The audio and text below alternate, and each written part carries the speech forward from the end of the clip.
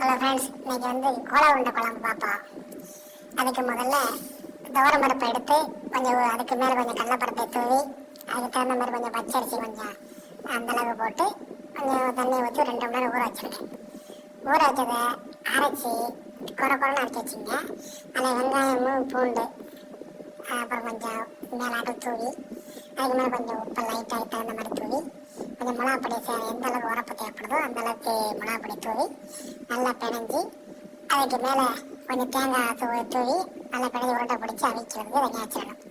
அதுக்கப்புறம் ஒரு கடாயை எண்ணெயை ஊற்றி இந்த எண்ணெய் காஞ்சதுக்கப்புறம் கொஞ்சம் வெந்தயத்தை போட்டு அதுக்கு மேலே வெங்காயத்தை போட்டு கருவேப்பிலை இதை போட்டு நல்லா வதக்கி விடுங்க.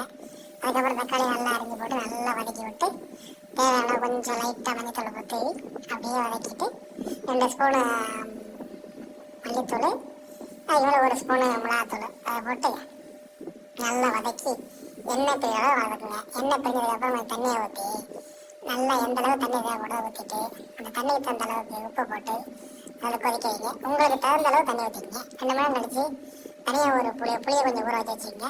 நல்லா கொதிச்சு வரும்போது அந்த புளியை கொஞ்சம் ஊற்றி விட்டு சரி பண்ணிக்கோங்க.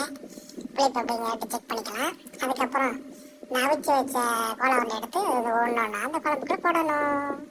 போட்டதுக்கு அப்புறம் ஒரு கிண்டி விட்டுட்டு மூடி வச்சு கொஞ்சம் கொதிச்சதுக்கப்புறம் தேங்காய் பால் எடுத்து அதில் ஊற்றி ஒரு 2 மணி நேரம் 2 நிமிஷம் லைட்டாக கிண்டி விட்டுட்டு 2 நிமிஷம் 5 நிமிஷம் வரையும் நல்லா கொதிக்க விட்டுட்டு அதுக்கப்புறம் எடுத்து பார்த்தீங்கன்னா நீங்கள் எதிர்பார்த்த கோலா உருண்டை குழம்பு ரெடி.